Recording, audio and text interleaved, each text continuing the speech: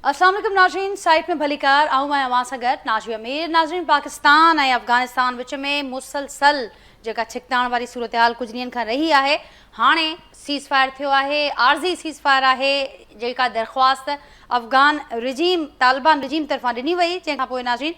ॿिन्ही मुल्कनि विच में सीज़ फायर थी वियो आहे ऐं ॼाणायो पियो वञे 48 कलाकनि लाइ आर्ज़ी सीज़ फायर जो फ़ैसिलो कयो वियो आहे। अॼोके प्रोग्राम में नाज़रीन इन ई मामले ते फोकस कंदासीं ऐं गुफ़्तगू कबी त हीउ जेको आर्ज़ी सीज़ फायर आहे हाणे अॻियां खां जेके मामला हूंदा उहे कीअं अॻियां वधंदा ऐं उन खां पोइ करणु छा घुरिजे, पाकिस्तान जी स्ट्रेटेजी छा हुजणु घुरिजे। ऐं इन विच में जॾहिं असीं ॾिठोसीं तमामु घणी छिकताइण वारी सूरत हाल हुई त खोड़ केतिरा ई राया बि साम्हूं आया, खोड़ सवाल बि उथिया ऐं इहे बि ॻाल्हियूं साम्हूं आयूं त पाकिस्तान खे पंहिंजी अफ़गान पॉलिसी ते नज़रसानी करणु घुरिजे। इहे बि कुझु अहिड़ा इतला साम्हूं आया त छा वाक़ई का हींअर जेका सूरत हाल पैदा थी आहे उनखां पोइ अफ़गान पॉलिसी में का तब्दीली असीं ॾिसंदासीं। अफ़गाननि जी जेका हिते जेके असां वटि काफ़ी ॾहाकनि खां मौजूदु आहिनि उन्हनि जी वापसीअ वारो सुवाल बि बार बार साम्हूं आयो आहे। उनखां सवाइ बि खोड़ शयूं नाज़रीन साम्हूं अचनि थियूं। बहरहाल ही सुठी ख़बर साम्हूं आई आहे त आर्ज़ी सीज़ फायर आहे, पर जेकॾहिं ही मुस्तक़िल थींदो त पोइ शायदि उनखे मुस्तक़िल करण जे हवाले सां छा करण जी ज़रूरत आहे, उन में दोस्त मुल्कनि जो किरदारु या ख़ुदि जेके मुख़्तलिफ़ ॻाल्हियूं साम्हूं अचनि पियूं उन ते केतिरे हद ताईं अमल थींदो ऐं आर्ज़ी सीज़ फायर खे कीअं मुस्तक़िल बुनियादनि ते करे सघिजे थो, उन ते बि ॻाल्हाईंदासीं। नाज़रीन, प्रोग्राम में जेको पैनल मूंसां गॾु मौजूदु आहे उनजो तारुफ़ असां कराईंदसि। मूंखे जेके प्रोग्राम में जॉइन कियो आहे सीनियर डिप्लोमेट आहिनि JR बलोच साहब, वीडियो लिंक ज़रिए हिन प्रोग्राम जो हिसो आहिनि। कुझु देरि खां पोइ सीनियर डिप्लोमेट ज़फ़रुल्ला शेख साहब बि मूंखे जॉइन कंदा हिन प्रोग्राम में। उनखां सवाइ नाज़रीन मूंसां गॾु मौजूदु आहिनि प्रोफेसर मजीद चांडियो साहब, परॾेही मामलनि जा माहिर आहिनि, सीनियर तजिया निगार आहिनि, उन्हनि खे पिणु वेलकम अॼोके प्रोग्राम में। सभिनी खे भलीकार ऐं गुफ़्तगू जे लाइ वक़्तु कढियो, मुंहिंजी वॾी वॾी महिरबानी। जी सभु प्रोफेसर मजीद साहब जी इजाज़त सां खां गुफ़्तगू जो आगाज़ कंदसि। सूरत हाल अव्हांजे आॾो आहे सर, मुसलसल असीं ॾिठोसीं त जेका छिकताइण वारी सूरत हाल उनखां पोइ नेठि ई आर्ज़ी सीज़ फायर थियो आहे, कीअं ॾिसो भवान खे? नाज़िया, बिस्मिल्लाहिर्रहमानिर्रहीम। आई थिंक अफ़गानिस्तान असांजो मसइलो इन करे बि आहे त तारीख़ जा काफ़ी सारा रुख़ आहिनि जेके मुख़्तलिफ़ तरीक़नि सां ॾिसी सघजनि था ऐं हर तारीख़दान उन तारीख़ खे पंहिंजे उन रुख़ मुताबिक़ पढ़। जेकॾहिं असां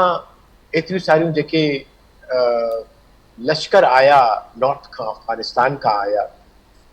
उन्हनि खे ॾिसूं त इहा अनफॉर्चुनेटली समहाउ पाड़ोसी हुअण जे बावजूद बि हिकिड़ी साइको सोशलॉजिकल जेका हार्मनी थियणु घुरिजे ॿिनि मुल्कनि में, ॿिनि समाजनि में, ॿिनि सरहदनि में, उहा असांखे सदियनि खां नज़र कोन थी अचे। सुभाणे कल्ह जी ॻाल्हि कोन पियो कयां, मां सदियनि जी ॻाल्हि पियो कयां। पोइ चाहे उहो अफ़गान वॉर हुजे, उन खां पोइ हुजे, या उन खां पोइ पाकिस्तान जो ठहणु। The only country in the world which opposes the creation of Pakistan, that too a Muslim country. Then इहा आहे इन जो genetics, इहो आहे इन जो pathology and chemistry of our relation. उन खां पोइ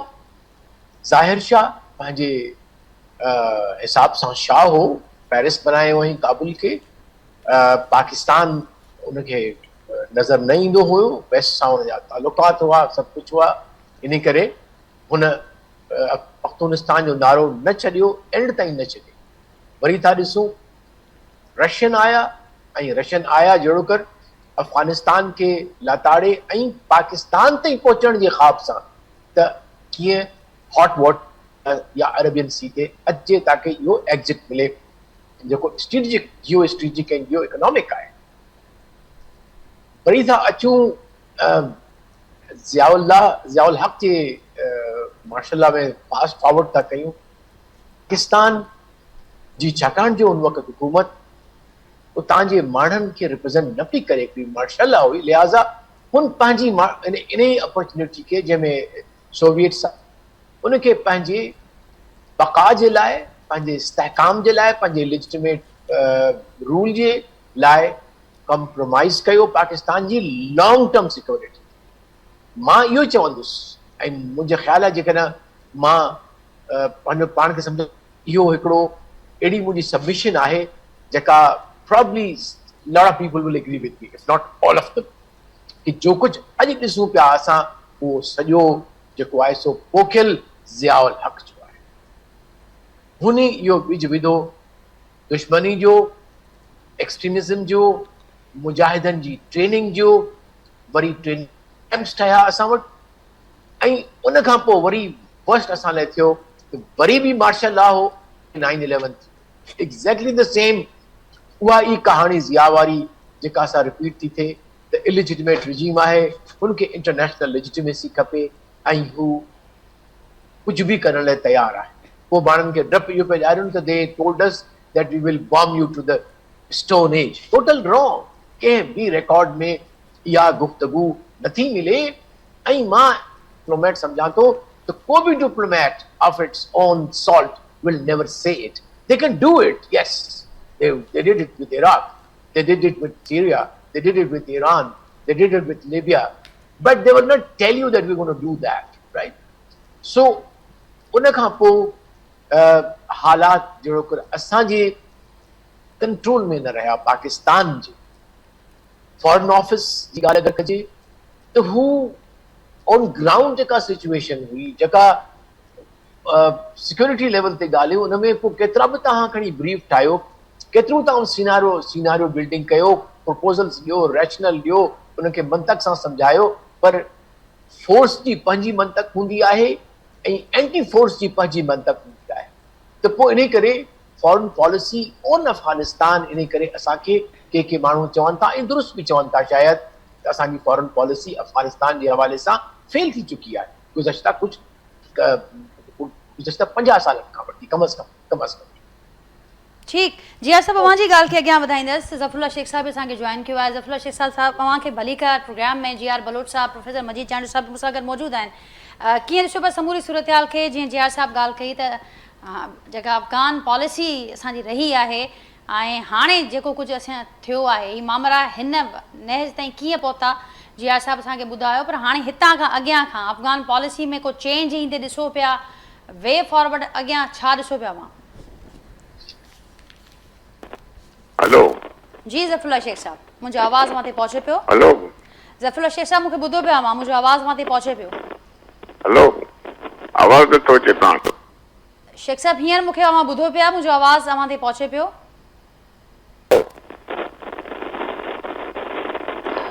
नाज़रीन कोशिशि कयूं था ज़फ़रुल्ला शेख साहब सां असीं ॿीहर राब्तो कयूं। ज़फ़रुल्ला शेख साहब मुंहिंजो आवाज़ अवां ताईं पहुचे पियो? अवां मूंखे ॿुधो पिया?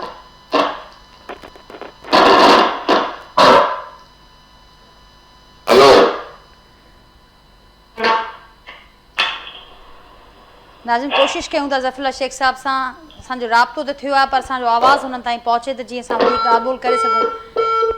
कोशिशि कयूं था ॿीहर राब्तो कयूं। ज़फ़रुल्ला शेख साहब ताईं आवाज़ असांजो न पियो पहुचे। मूंसां गॾु प्रोफेसर मजीद चांडू साहब बि मौजूदु आहिनि, जिया साहब बि मौजूदु आहिनि। प्रोफेसर मजीद चांडू साहब अवां वटि ईंदसि। कीअं ॾिसो पिया समूरी सूरत हाल खे? ही मामला हेसि ताईं पहुचणु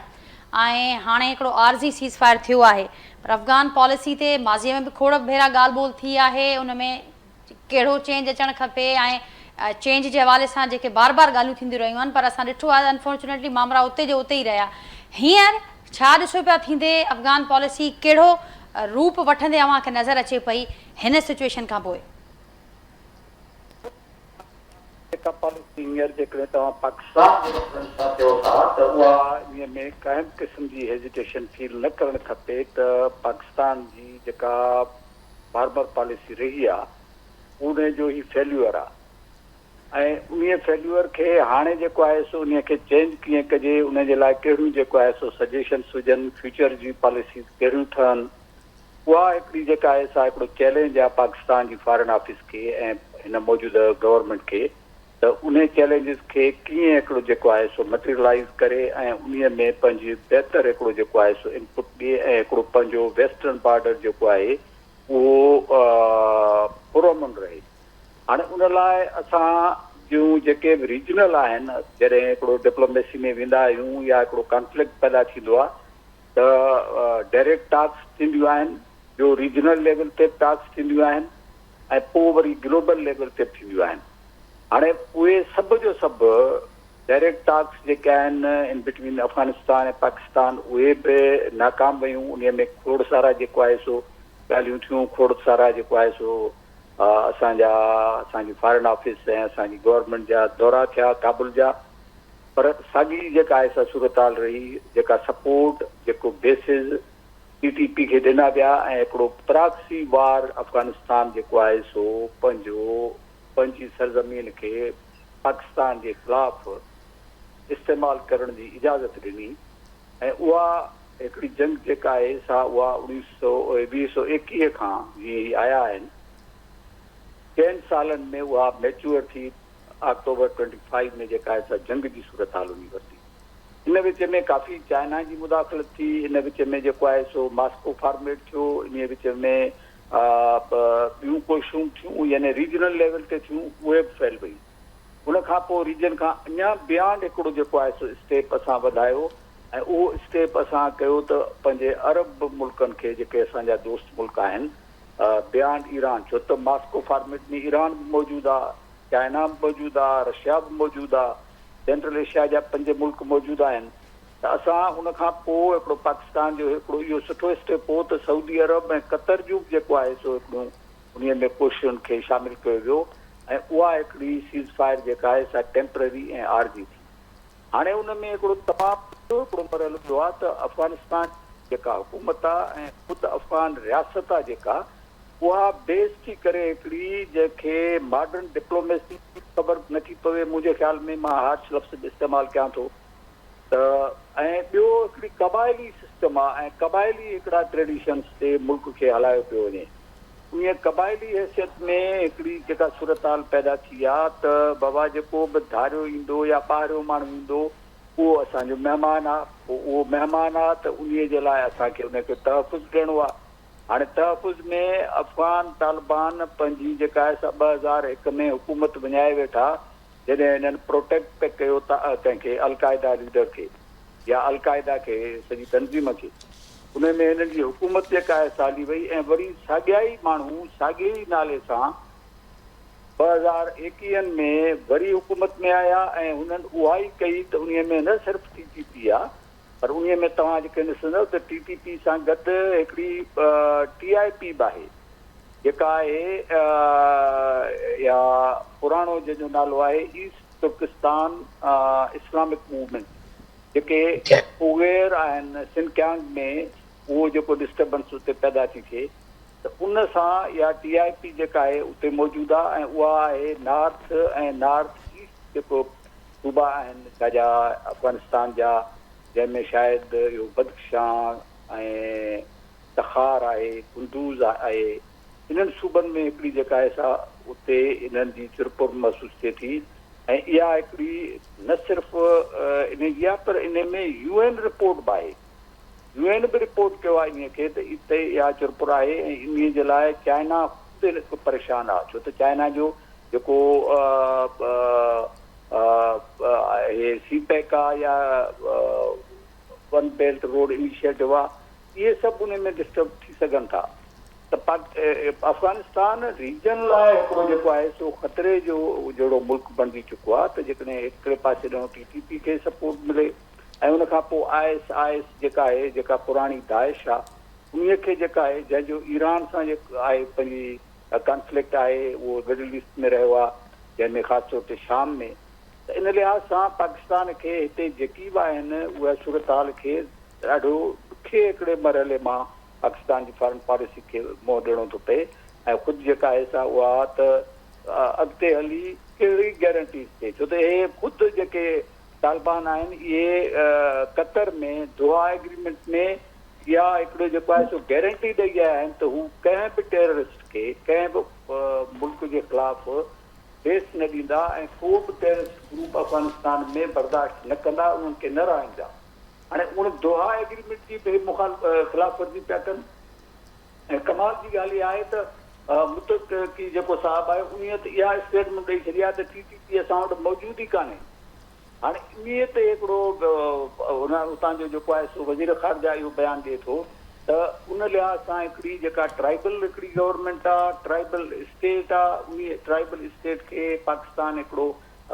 रिस्पॉन्सिबल स्टेट आहे, मॉडर्नाइज़ स्टेट आहे डिप्लोमेसी ऐं मिलिट्री पॉइंट ऑफ व्यू खां मॉडर्न मुल्क आहे, डिप्लोमेसी जे सभिनी नॉर्म्स खे सम्झे थो, त इन लिहाज़ सां असांजो जेका आहे सा दोस्त मुल्क ई ख़ासि तौर ते अरब मुल्क ऐं प्लस ॿी मुंहिंजी जेका सजेशन आहे त फॉरेन पॉलिसी में हमेशह रीजनल जेके आहिनि पाड़ेसरी उन में फॉरेन पॉलिसी में जाग्राफी कल्चर तारीख़ उहा बि वॾो रोल प्ले कंदी आहे। त उन लिहाज़ सां इन्हनि ई अफ़गान तालिबान जा काफ़ी जेको आहे सो राब्ता या वास्ता शख़्सी तौर ते बि ट्राइबल तौर ते बि कल्चरल तौर ते बि पाकिस्तान जे केपी सूबे सां ऐं बलूचिस्तान में रहंदड़ पश्तूननि सां हूंदा, त पाकिस्तान खे उन्हनि जूं ख़िदमतूं वठणु खपनि। ऐं उहा ठीकु आहे त PTI ऐं जेको आहे सो गवर्नमेंट फेडरल गवर्नमेंट जो पाण में कोन्हे को इन ते हिकु पेज ते कोन्हनि, पर ॿियूं पार्टियूं आहिनि केपी जूं, ॿियूं पार्टियूं जेके आहिनि से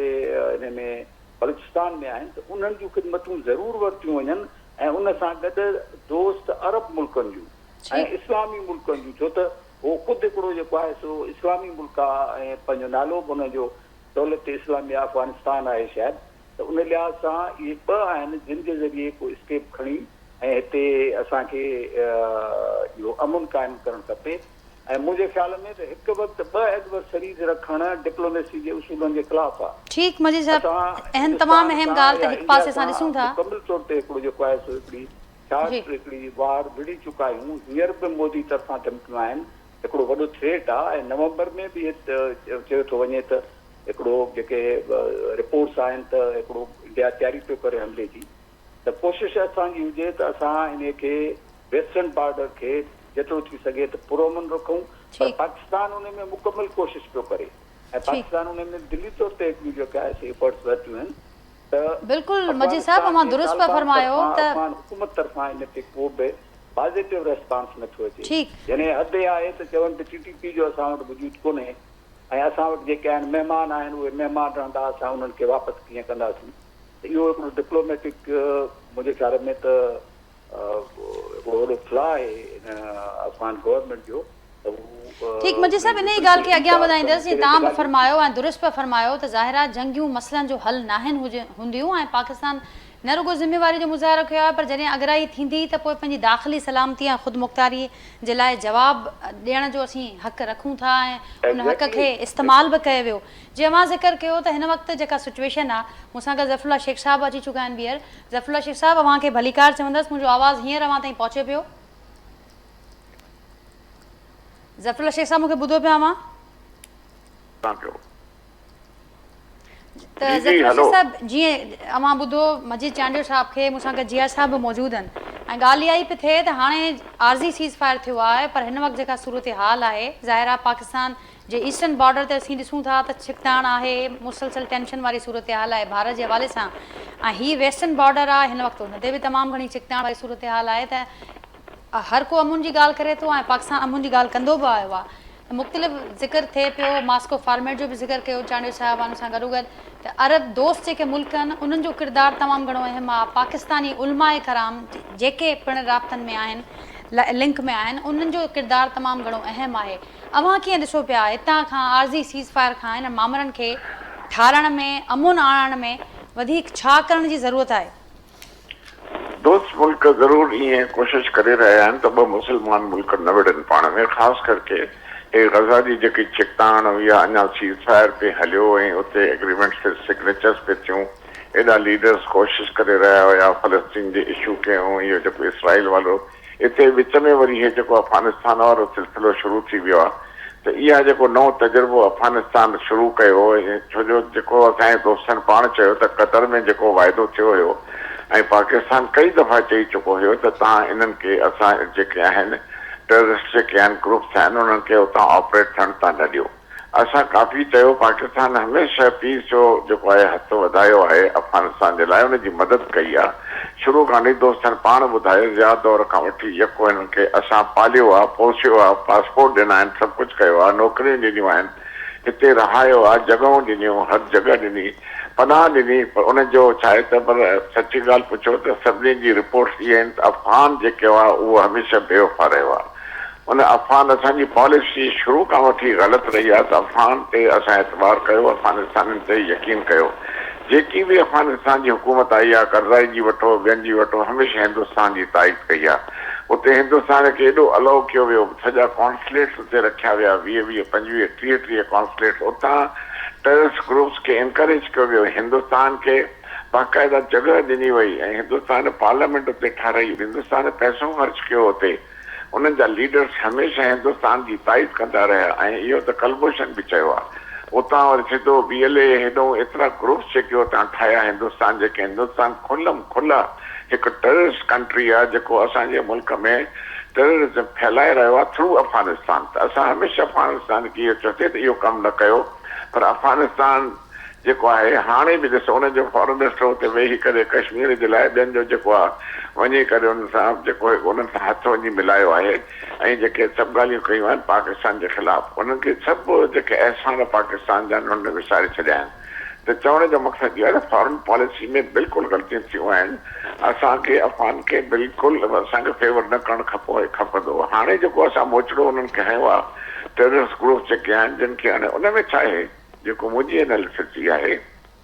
त अफ़गान तालिबान में बि ग्रुप्स आहिनि। नॉर्दर्न अलायंस वारा माण्हू, अब्दुल्ला वारा माण्हू, ॿिया या जेके पैसा था वठनि हुते अफ़गान खे कनि, उहे हिंदुस्तान जे पासो आहिनि, उहे उन्हनि जा एजेंट्स आहिनि, उहे पाकिस्तान जे ख़िलाफ़ आहिनि। उहे जेके हिते ॿिया ग्रुप्स आहिनि, TTP आहे, ॿियो आहे, जेके आहिनि ISIS आहे, अलक़ाइदा वारा,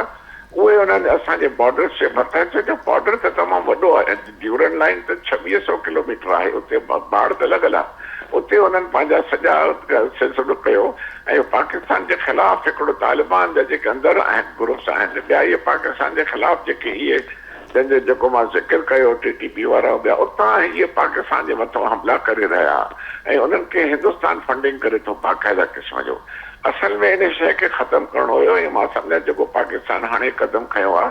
उन में बिल्कुलु इहो अवल खणणु खपे आहे गॾोगो। ऐं मां सम्झां जेको टेम्पररी सीज़ फायर हाणे थियो आहे, मां सम्झां थो त अफ़गान हुकूमत खे सम्झणु खपे ऐं जेके असांजा दोस्त मुल्क आहिनि, जेको तव्हां पुछो आहे, उहे ज़रूरु चाहींदा त पीस थिए, पर not at the cost of terrorism. Pakistan कॾहिं बि बिल्कुलु खुलम खुला चयो आहे, चाहे मुल्क जे अंदरि हुजे या ॿाहिरि हुजे। असांजे मुल्क में बि काफ़ी इन्हनि जा एजेंट्स अची चुका आहिनि, ख़ासि करके KPK में ऐं बलूचिस्तान में। इहे कंहिं मोकिलिया आहिनि, इहे हिंदुस्तान कया आहिनि, सभु कुझु जेको हाणे इहो ISPR वारनि क्लियरली बाक़ाइदा चयो आहे, इहो मुंहिंजो लफ़्ज़ न आहे, इहो उनजो आहे त घणा माण्हू अची चुका आहिनि ऐं इन्हनि जी जेको आहे क्लीन ऑपरेशन जेकी आहे ज़रूरी आहे। हे जेके हाणे असां कुझु अटैक्स जेके असां कयासीं बॉर्डर ते ऐं पंहिंजो असांजी आर्मी एक्शन खयो आहे, इहो सही एक्शन कयो आहे, अञा वधीक एक्शन खणणो खपे आहे। पर हे सीज़ फायर थी सघे थो, हिन सीज़ फायर में अफ़गान हुकूमत सुधरी वञे ऐं ईअं चए त आईंदे अहिड़ो कमु न थींदो। पर मां सम्झां थो हुननि खे जेको आहे आई ओपनर अची वियो आहे त जेकॾहिं वधीक असां हिते कुझु कंदासीं त पाकिस्तान जेको आहे असांखे न छॾींदो। So I think there is no compromise on account of जेको बि टेररिस्ट एक्टिविटी थिए थी पई, चाहे विद इन द कंट्री हुजे या आउटसाइड द कंट्री हुजे। मां सम्झां थो त हे जेको सॼो थियो आहे अफ़गान सोइल ते हिंदुस्तान जेको आहे टेररिस्ट एक्टिविटी करे रहियो आहे ऐं उते न ॾिसो न, हिंदुस्तान पैसा बि ॾिना आहिनि, शाहबार में पैसा ॾिना आहिनि, पार्लियामेंट बि हुननि खे ठाहे ॾिनी अथऊं, करज़ाई हुकूमत में ॿियनि सभिनी हुकूमतुनि खे पैसा ॾींदा रहिया आहिनि उते अफ़गाननि खे। एॾियूं कॉन्स्टिट्यूट हाणे बि जेको अफ़गानी फॉरेन मिनिस्टर वियो हुयो त उनखे हथ मिलाए ईअं पियो सोचे त शायदि हिंदुस्तान उनजी मदद कंदो, हिंदुस्तान मदद कंदो त हिंदुस्तान मोचड़ा खाईंदो। त मुंहिंजो ख़्यालु आहे त हाणे जेकी दुनिया चेंज थी वई आहे, पाकिस्तान माशाल्लाह हिकिड़ो नंढो कंट्री आहे, हिंदुस्तान खे इहो सोचणु खपे त इहो कमु छॾे ॾे ऐं वेही करे पाकिस्तान सां ॻाल्हाए ऐं मसइलो कश्मीर जो बि जेको हल करे। चवण जो मक़सदु इहो सॼो इहो ई आहे त अफ़गानिस्तान कॾहिं बि पाकिस्तान जो दोस्त कोन थींदो, मुंहिंजी यादि। ठीकु शेख साहब, मुंहिंजी ॻाल्हि खे अॻियां वधाईंदा। जीअर साहब, हाणे जेका ॻाल्हि थी त आई ओपनर हिकिड़ो मिली चुको आहे, टेम्पररी सीज़ फायर असीं ॾिसूं था उन सिचुएशन आहे। हिकिड़ो ॿियो इम्प्रेशन जेको तेज़ीअ सां फैलिजे पियो, बगराम एयरबेस वारो जेको इशू आहे, इहा ॻाल्हि बि थी त पाकिस्तान पासीरो आहे, पर उनखे अञा वधीक पंहिंजी क्लियर पोज़ीशन रखणु खपे इन मामले ते बि, शायदि उहा बि हेल्प कंदी अमुन आणण में। ॾिसो, बगराम जेका एयरपोर्ट आहे उनजी जे मुतालिक़ ट्रम्प जो असां ॿुधो आहे ऐलान, ऐं साॻी तरह सां तालिबान बि रिजेक्ट कयो उनखे त ही न ॾींदा उनखे। therefore मुंहिंजे ख़्याल में हिन क्लैशिस सां असां कोन था करे सघूं, लेकिन ओवरऑल जेका जियो स्ट्रेटेजिक कॉम्पिटिशन आहे ग्लोबल पावर्स में, छाकाणि जो अफ़गानिस्तान जी जेका स्ट्रेटेजिक लोकेशन आहे नाजिया, उहा ॾाढी अहम आहे। त हू पाकिस्तान ऐं अफ़गानिस्तान गॾिजी हिकु लिहाज़ सां उहे central Asia, South Asia and West Asia जो हिकिड़ो कॉरिडोर आहे। त तमामु जेके चाहे साउथ जूं कंट्रीज़ हुजनि, चाहे नॉर्थ जूं कंट्रीज़ हुजनि, साउथ खां नॉर्थ खां नॉर्थ, और साउथ खां ईस्ट खां वेस्ट, और वेस्ट खां ईस्ट, सॼो कारोबार जेको आहे सो इन कॉरिडोर मां हलंदो। ऐं इन ते इहा ई जॻहूं पुराणियूं जिन जो मूं पहिरियां ज़िक्र कयो, शायदि उन इहो अंसर बि हुजे उन। सो अॼु बि इहो आहे त अमेरिकन्स डेफिनेटली या हू चाहींदा त इहा बदनाम एयरबेस हिननि खे मिली वञे, लेकिन छा अफ़गान जे हूंदे, अफ़गान तालिबान जे हूंदे उहो मिली सघे थो? I don't think so. Even if they wanted, उन्हनि खे प्रॉपर प्राइज मिली थी वञे, quote and quote proper prize Taliban खे, बिकॉज दे नीड बैडली, जेके जा $5-6 बिलियन पिया आहिनि अमेरिकन बैंक्स में, they can always bargain, okay give us that money and you can take this. लेकिन पॉपुलर लेवल ते, at the soldier level, at the common Afghani level, they'll see this as a betrayal, because इहो सम्झणु घुरिजे त अफ़गानी पंहिंजे सरज़मीन सां प्यार करे थो ऐं पे अनबाउंडेड करे थो, ऐं हुनजे लाइ तयारु थी थो वञे। इहा ई गुज़श्ता 2 सदियुनि खां कहानी आहे अफ़गानिस्तान जी। So it will not be change now, it is much more. मुंहिंजो इहो ख़्यालु ज़रूरु आहे त अफ़गानिस्तान ऐं इंडिया जो हिकिड़ो गठजोड़ इन तरह सां आहे त this is one of the aspects. बाक़ी कुझु रेफर कयो आहे त कीअं प्रॉक्सीज़ हन थियूं अफ़गानिस्तान में, त अफ़गान तालिबान बेसिकली TTP जी प्रेज़ेंस जेका, for us the focus is the TTP। जेकॾहिं TTP हली वञे त असांजो को मसइलो अफ़गानिस्तान सां कोन्हे को। सो TTP जेको आहे सो हिकु लिहाज़ सां उन्हनि वटि they are using that as a bargaining chip with the west, with उन में ट्रेड कंसेशन जे लाइ। Even China and central Asian states, भई जेके नॉन स्टेट एक्टर वेठा असां वटि वेठा आहिनि, इन्हनि खे कंट्रोल करण लाइ ज़रूरी आहे त तव्हां असां सां इकोनॉमिक कयो, कंसेशंस कयो, या and diplomatic leverage, and they want to use it as a leverage. Ultimately मुंहिंजो ख़्यालु इहो आहे, अल्टीमेटली दिल दिमाग़ दुनिया असांखे रिकग्नाइज़ करे त पोइ असां स्टेट एक्टर्स खे वाइंड अप था कयूं। सो मुंहिंजी नज़र में ही जेका बैटल आहे सा सिर्फ़ु यूरो लैंड जी कान्हे का, it is not only TTP, it is beyond that. फिर वरी it's very complex, as I told you before. इनमें वरी ॿियो थी थो वञे पियो त India thinks that by befriending with Afghanistan, हुनखे बजाए कि पाकिस्तान खे मिले हा जेको असां सोचींदा रहिया आहियूं, जेकी स्ट्रेटेजिक डेप्थ, हुनखे हिकिड़ी स्ट्रेटेजिक डेप्थ मिली वई आहे two ways unconventional war against Pakistan. So हाणे इहो सॼो जेको geopolitical and military complex पंहिंजे पाकिस्तान जे गिर्द, उन में आम मारियो वञे थो, उन में पाकिस्तान ऐं अफ़गानिस्तान जा रिलेशन से ख़राब पिया थियनि, रतो छाण थिए पई थी, डेवलपमेंट कोन पई थिए। So I think again everybody says कि इन जो हल जेको आहे सो नेगोशिएशंस आहे। Now can we do it directly? मां कोन थो सम्झां डायरेक्टली तव्हांखे फ़ाइदो थींदो, जेसि ताईं कि तव्हां के वरी गारंटर न आणियो। उन में सभ खां बहितरीन कैंडिडेट जेके आहिनि से कतर, चाइना एंड टर्की आहिनि। ब्रिंग देम ऑन टेबल, उन्हनि खे चओ, दरख़्वास्त कयो, तव्हां कयो, केर बि करे कंहिं तरीक़े सां जेको असांजो तरीक़ा डिप्लोमेटिक, त हू हिकिड़ी कन्वीन कनि कॉन्फ्रेंस कतर में कनि, छाकाणि सिम्बॉलिकली उते इन्हनि जो ऑफिस हो जेसि ताईं कि जंग पे लड़िया अमेरिकन सां, उते थी वञे, जंहिंमें इहे सभु लीडर्स अचनि, वरी तालिबान सां हिकिड़ो वरी उनखे रिन्यू कनि, जेके अहद उन्हनि दोहा एग्रीमेंट में कया हुआ त they will not allow their territory to be use for like for the terrorism और नॉन स्टेट एक्टर्स। लेकिन उन में हू लाज़मन बार्गेन कंदा। सो मे बी दुनिया खे हाणे अॻिते वधी ॿुधाइणु घुरिजे त तव्हां जेकॾहिं ही कयो था पिया त बिकॉज़ दिस रिजीम उनजो हींअर वॾो चैलेंज आहे सर्वाइवल आहे. apparently ते ॾाढी ख़ामोशी नज़र अचे थी, ॾाढी स्टेबिलिटी नज़र अचे, ॾाढो पीस नज़र अचे थो, but definitely they know the threats from outside and from inside. नदरन alliance अञा ताईं बि पंहिंजो जहिड़ो कर ऑर्गेनाइज़ पई करे पंहिंजो पाण खे, अञा पंहिंजो पाण खे हू दुनिया सां मिले पई थी. And why not, Pakistan should think of talking to other groups in Afghanistan. मां त इहो स्ट्रांगली प्रपोज कंदुसि त असां सिर्फ़ु इन्हनि तालिबान ते छो डिपेंड कयूं, ताकी असां वटि बि को लीवरेज अची वञे and we are acceptable and there is a kind of consensus Pakistan जे लाइ, ऐं या at least it will be on the Taliban. So I think Pakistan खे इन्हनि ॿिनि फ्रंट ते करणु घुरिजे त जेके अफगानिस्तान जा ॿिया ॿियूं धुरियूं आहिनि उन्हनि खे बि टच करे, उन्हनि सां कम्युनिकेशन करे, गॾोगॾु जेके रीजनल कंट्रीज़ जेके जिन जो असर रसूख़ आहे, ईरान या सऊदी मिस और Iran, Turkey,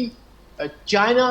Qatar, Saudi Arab, I think इन्हनि जी का 5-6 जी का हिकिड़ी जोड़जक कई वञे, जंहिंमें पोइ ॿिया बि मुल्क जेके इम्पोर्टेंट आहिनि या इंट्रस्टेड आहिनि, US आहे, UK आहे, जिन जो तजुर्बो बि आहे हिन में मिलिट्री एंड पॉलिटिकल, उहे शामिल थियनि. ऐं if not a regional and international conference थी वञे त भई कीअं पीस आणिजे साउथ एशिया में, साउथ वेस्ट एशिया में एंड सेंट्रल एशिया में. So I think nation states, all of these they have to come up and scenario इहो मूंखे नज़र पियो अचे हिकिड़ी इंटरनेशनल कॉन्फ्रेंस बि इन मसइले जो हल कढी सघे. हिकु इंटरनेशनल कॉन्फ्रेंस इन मसइले जो हल आहे. जीअं मां चयो त सभिनी खे हिन में ज़रूरत आहे एक्सक्यूज़ मी शामिलु करण जी ज़रूरत आहे, ऐं ट्राकड़ी कंदड़ ख़ासि करे मुल्कनि खे. मजीद चंडू साहब, ऐं जेके जॾहिं ॻाल्हि ॿोल थिए थी त उहे किरदार जिन जो माज़ीअ में बि ज़ाहिर आहे कॉन्ट्रीब्यूशन रहियो आहे ऐं हिन वक़्तु बि तमामु घणी ज़रूरत आहे, त पाकिस्तानी उलमा कराम जो मूं ज़िक्र कयो, हिन भेरे बि जेके असां ॾिठोसीं हिननि कुझु ॾींहंनि अंदरि पाकिस्तानी उलमा कराम जेके माज़ीअ में बि पंहिंजो किरदारु इन क़िस्म जे मामलनि में अदा कंदा आया, उन्हनि जी बि पिणु ख़्वाहिशूं नज़र आयूं त असीं को रोल प्ले करे सघूं था. उन्हनि खे कीअं ॾिसो पिया, ऐं जेका ॻाल्हि JR साहब कई त हिकिड़ी इंटरनेशनल कॉन्फ्रेंस हिन जो हल थी सघे थी, वे फॉरवर्ड बि थी सघे थी. कराम जो हिकिड़ो वॾो रोल थी सघे थो, प्ले करे सघनि था, पर साॻे वक़्तु मूं जॾहिं चयो त कल्चरल जेके टाइज़ आहिनि उन में पछतो ॻाल्हाईंदड़ ॿियूं पार्टियूं बि आहिनि, उहे बि उते वॾो किरदारु हिकिड़ो निभाए सघनि थियूं ऐं रोल प्ले करे सघनि थियूं. उनजो हिकिड़ो इहो आहे त तव्हां जेकॾहिं ॾिसंदव त पाकिस्तान जूं 3 अहम शख़्सियतूं, पछतो ॻाल्हाईंदड़, पछतून क़ौम सां तालुक रखंदड़, उन्हनि जो हिकिड़ो जेको आहे सो ओपिनियन जेको हुयो उहो ॾाढो हिकिड़ो ई हुयो. उन में हिकिड़ी यूनिटी हुई त अफ़गान तालिबान पंहिंजी सरज़मीन ते पाकिस्तान में मौजूदु आहिनि. उन्हनि उनखे जॾहिं पाकिस्तान हुकूमत पे चयो त उन्हनि खे वापसि पहुचायो वञे, त उन में मौलाना फज़ल रहमान, महमूद ख़ान अचकज़ई ऐं ML वली ख़ान जूं जेके आहिनि से हुयूं त अफ़गानी त पंहिंजी सरज़मीन ते, ही बि उन्हनि जी सरज़मीन आहे पंहिंजी, ऐं उहे वेठा आहिनि हिते मौजूदु आहिनि. त आलमनि सां गॾु इहा बि हिकिड़ी कोशिशि थिए ऐं हिकिड़ी ट्रेडिशनल ऐं हिकिड़ी क़बाइली जेका उते सूरत हाल आहे उन में इहे क़बाइल बि रोल हिकिड़ो प्ले करे सघनि था, पर इहे पॉलिटिकल पार्टीज़ नॉट क़बाइल, उहे त उहे जेके एंटी जेको आहे सो हिकिड़ो गवर्नमेंट रोल प्ले पिया कनि ऐं उहे उन्हनि सां गॾु आहिनि TTP सां, ऐं उहे उन्हनि खे आणण जी बि हिते कोशिशि कनि था ऐं उन्हनि खे बेस ॾियनि था या उन्हनि खे जेका आहे सा हिकिड़ी सपोर्ट ॾियनि था. बाक़ी रहियो सुवाल जेको त बगराम ताईं त असां पाकिस्तान आई मीन त पाकिस्तान जेके बि उते पंहिंजा पहिरियों कुझु काबुल ताईं जेको अटैक कयो या जेको विच में बम्बार्डमेंट कई, त उहे त उन्हनि जूं जेको मिलिटेंट हाइड आउट्स आहिनि जेके उन्हनि जा TTP जा, जेकॾहिं अफ़गान तालिबान हुकूमत उनखे नथी रोके सघे त पोइ पाकिस्तान खे हार्ड परसूट जी जेका आहे सा हिकिड़ो या हिकिड़ो इंटरनेशनल हिकिड़ो लॉ में बि आहे उहो करे सघे थो. ऐं हिन जेके बि असां कया उते जेकॾहिं त उन्हनि हाइड हाउस ते कया, असां कॾहिं बि पाकिस्तान जेको आहे सो अफ़गानिस्तान जी सरज़मीन या अफ़गानिस्तान जे सिविलियंस खे या अफ़गानिस्तान जे मिलिट्री इंस्टॉलेशन ते अटैक न कयो हो. ऐं इहे शयूं हिकिड़ियूं ॾाढियूं क्लियर आहिनि जेके रीजनल लेवल ते रीजनल पावर्स खे ऐं साॻे वक़्तु ग्लोबल पावर्स खे बि उन ते जेका आहे सा हिकिड़ी क्लियर हिकिड़े पाकिस्तान जो स्टैंड ऐं पाकिस्तान जी पोज़ीशन ॿुधाइनि पिया. हाणे उन में आहे त असांखे रोल जेको आहे सो इंटरनेशनल ग्लोबल लेवल ते बि करणु खपे, पर वधि में वधि जेको आहे सो रीजनल लेवल ते जेकॾहिं थींदो ऐं रीजनल लेवल ते असांजा फॉर एग्जाम्पल चाइना जेको उते मां चयो त TIP जेका आहे जेको रीब्रांडेड नेम आहे हुनजो ईस्टर्न तुर्किस्तान इस्लामिक मूवमेंट जो तुर्किस्तान इस्लामिक पार्टी TIP हाणे उन में चाइना 6 मुल्कनि जो हिकिड़ो जेको आहे सो हिकिड़ो QCCM जे नाले सां हिकिड़ी ठाही आहे हिकिड़ी उहा पार्टी या हिकिड़ो ग्रुप त उहे जेके आहिनि से उहे ॾिसंदा जंहिंमें ताजिकिस्तान पाकिस्तान अफगानिस्तान ऐं चाइना ऐं उज़्बेकिस्तान इहे गॾिजी उन खे ॾिसंदा त इन में चाइना जे ख़िलाफ़ केतिरी जेका आहे सा उते किरपुर आहे केतिरी मूवमेंट हले पई ऐं अफ़गान तालिबान गवर्नमेंट उन जे लाइ कहिड़ा स्टेप्स वठे थी त इन लिहाज़ सां जेकॾहिं चाइना जो बि हिकिड़ो उते आहे त पाकिस्तान खे बि अरब मुल्कनि जे थ्रू इहा कोशिशि वठणु खपे ऐं हिकिड़ी गारंटियर ऐं मीडिएटर तौरु अरब मुल्कनि खे इन्वॉल्व करे ऐं उते जेका आहे सा थर्ड पार्टी तौरु हिकिड़ी उहा नज़र TTP ते रखणु घुरिजे त हू असांजे बॉर्डर्स खे टच न कनि ऐं इन न थियनि कंहिं दहशतगर्दी लाइ या कंहिं बि हिकिड़ो जेको आहे सो सिस्टम या निज़ाम खे पाकिस्तान में नाफ़िज़ करणु या मौजूदा हितां जे सिस्टम खे बिगाड़ण जी कोशिशि कनि। ज़फ़रुल्लाह शेख साहब फाइनल कमेंट वांगुरु सर जी इन में असांखे कोशिशूं जेके आहिनि से अरब मुल्कनि जूं अरब दोस्त मुल्कनि जूं ख़िदमतूं वठणु खपनि जंहिंमें UAE कतर ऐं सऊदी अरब वॾो अहम रोल प्ले करे सघनि था ऐं हितां जा देवबंद जा असांजा हिते आहिनि मौलाना फज़ल रहमान आहे या ॿियूं जेके आहिनि उन्हनि खे बि हिते जेको आहे सो एतमाद में गवर्नमेंट खे वठणु खपे ऐं उन्हनि पिणु पंहिंजी ख़्वाहिश जो इज़हार बि कयो ऐं हिन वक़्तु बि उन्हनि जी ख़्वाहिश जो इज़हार कयो त हू पंहिंजो किरदारु प्ले करे सघनि था। ज़फ़रुल्लाह शेख साहब मुंहिंजो आवाज़ वहां ताईं पहुचे पियो? जी जी बिल्कुलु सर फाइनल कमेंट अवांजो इंटरनेशनल कॉन्फ्रेंस अमन जी ख्वाहिशूं जी अफगानिस्तान जी हुकूमत टेम्पररी हुकूमत आहे तमामु कच्ची हुकूमत आहे ऐं कमज़ोर हुकूमत आहे ऐं अफगानिस्तान जी हुकूमत खे कंहिं बि रिकग्नाइज़ न कयो आहे ऐं असां बि रिकग्नाइज़ फॉर्मली हुनखे न कयो आहे ऐं इंक्लूसिव हुकूमत न आहे केतिरा ई उन लाइ छो जो उन में केतिरा ई ग्रुप्स आहिनि जेके अफगानिस्तान हुकूमत खां इंक्लूसिव हुकूमत न आहे हाणे बि जेको आहे उन्हनि हिकिड़ी का 6 क़िस्म उते ग्रुप्स आहिनि तमामु घणा उज़्बेक्स आहिनि हज़ारवी आहिनि उन खां पोइ पश्तून्स आहिनि ॿिया आहिनि ॻाल्हि इहा आहे त असां पाकिस्तान जेको आहे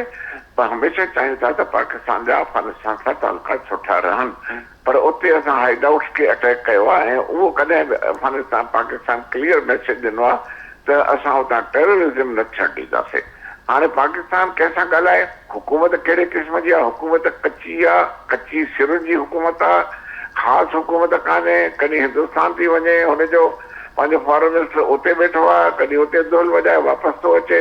वरी हिंदुस्तान वटि चए थो त मिग ॾींदासीं हे ॾींदासीं मक़सदु चवण त हिंदुस्तान बि डेस्परेट आहे आइसोलेट थी वियो हाणे बिल्कुलु पोइ बि कॾहिं चाइना जो हथु थो वञे वधे कॾहिं मस्को वटि थो वञे हाणे वरी अफगानिस्तान खे थो वधे पाकिस्तान जे ख़िलाफ़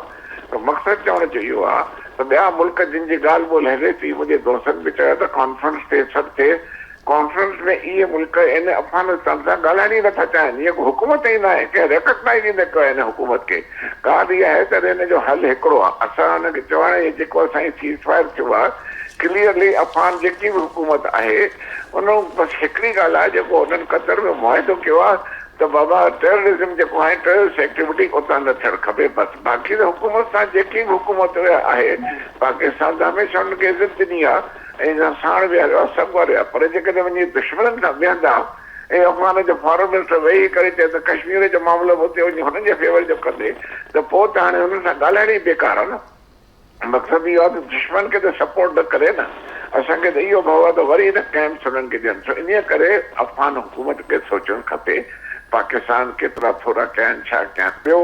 अफगान हुकूमत इन करे नाराज़ आहे त हुनजा माण्हू असां वापसि था मोकिलियूं उहे वेंदा ई वेंदा उनखे मोकिलणु खपे मां सम्झां थो जेके बि अफगानिस्तान जा हिते आहिनि जेके रहनि था पिया या त एजेंट्स आहिनि या त वरी उहो टेररिस्ट एक्टिविटी में इन्वॉल्व आहिनि कुझु असांजे लोकल फोर्सिस बि हुननि खे इनकरेज कयो आहे जीअं चयो वियो आहे मुंहिंजे दोस्तनि चयो आहे कंहिं प्रोविंसिस में हुनखे आंदो वियो आहे कंहिं वेस्टेड इंट्रस्ट जे तहत मुंहिंजो ख़्यालु आहे त असांजे आर्म फोर्सिस खे